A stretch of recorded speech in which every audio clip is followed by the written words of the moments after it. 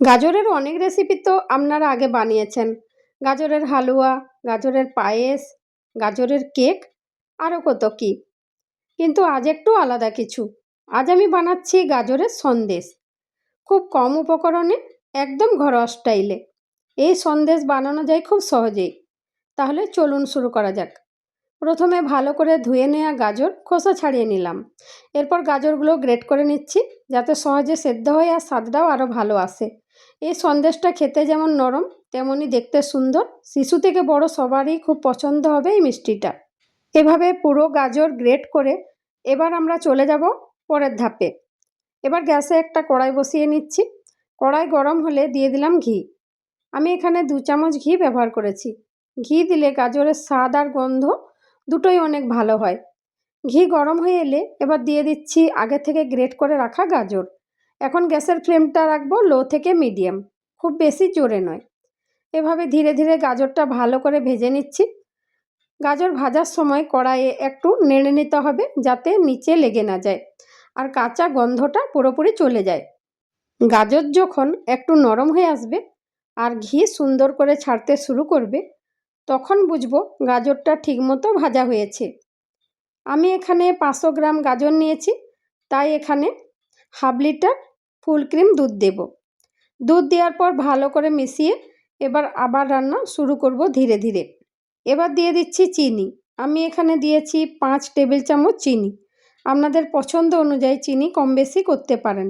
চাইলে চিনি না দিয়ে কনডেন্স মিল্কও অ্যাড করতে পারেন। এখন সব কিছু ভালো করে মিক্স করে নিচ্ছি, যাতে চিনি বা কনডেন্স মিল্ক গাজর আর দুধের সাথে সুন্দরভাবে মিশে যায়। এবার দিয়ে দিচ্ছি মিল্ক পাউডার, আর এর সাথে 2 চামচ ঘি অ্যাড করে দিচ্ছি। ভালো করে মিক্স করে নিচ্ছি। মিল্ক পাউডার দিলে সন্দেশটা আরও ঘন হয় আর টেস্টটাও অনেক ভালো আসে।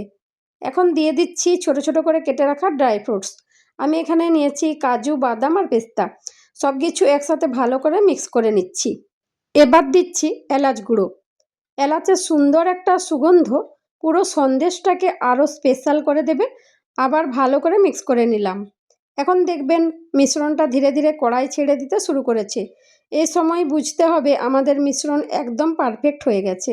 এবার গ্যাস বন্ধ করে কড়াই নামিয়ে নিলাম। এবার একটা পিঁড়ার উপর হালকা করে ঘি লাগিয়ে নিচ্ছি, যাতে মিশ্রণটা লেগে না যায়। এরপর গরম গরম মিশ্রণটা এখানে ঢেলে দিলাম। এখন একটা স্প্যাচুলার সাহায্যে ভালো করে সমান করে সেট করে নিচ্ছি। এরপর এটাকে পুরোপুরি ঠান্ডা হতে দেব। এখন একটা প্লেটে নিয়ে নিলাম ছানা। এখন হাতের তালু দিয়ে ভালো করে মেখে নিচ্ছি। হাতের উষ্ণতায় মিশ্রণটা আরও ভালোভাবে একসাথে মিশে যায় আর টেক্সচারটাও সুন্দর হয়। এইভাবে মাখলে ছানাটা একদম নরম আর স্মুথ হয়। মোল্ডিং করতেও অনেক সহজ হয়।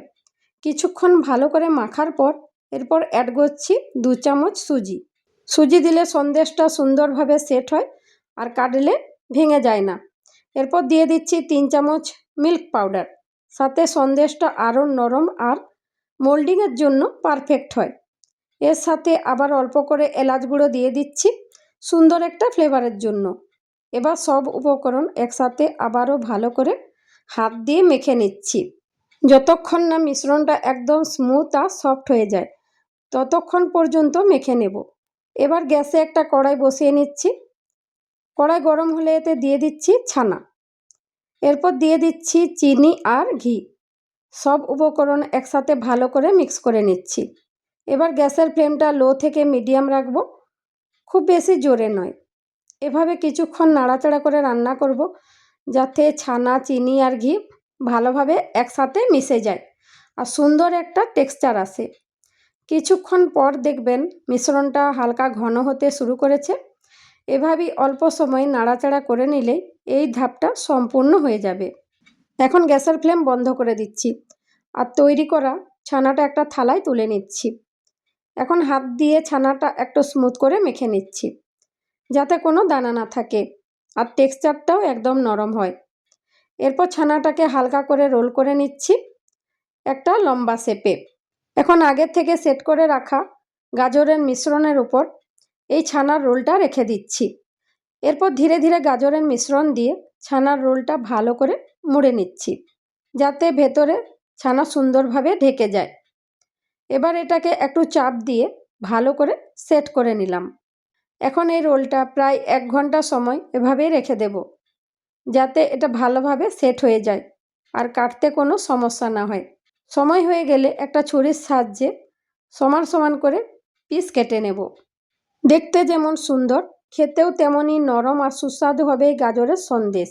গাজরের সন্দেশ এবার পুরোপুরি তৈরি হয়ে গেছে। এখন একটা সুন্দর প্লেটে গাজরের সন্দেশগুলো সাজিয়ে নিচ্ছি। এইভাবে সাজালে দেখতেও আরও বেশি আকর্ষণীয় লাগে। এবার উপর থেকে ছোট ছোট করে কেটে রাখা কাজু, বাদাম আর পিস্তা হালকা করে ছড়িয়ে দিচ্ছি। এই ড্রাই ফ্রুটস দিলে দেখতেও খুব সুন্দর লাগে আর খেতেও আরও বেশি টেস্টি হয়। দারুণ সুস্বাদু গাজর সন্দেশ রেসিপি ভালো লাগলে লাইক, শেয়ার আর সাবস্ক্রাইব করে পাশে থাকবেন। দেখা হবে নেক্সট ভিডিওতে। সবাই ভালো থাকবেন, সুস্থ থাকবেন।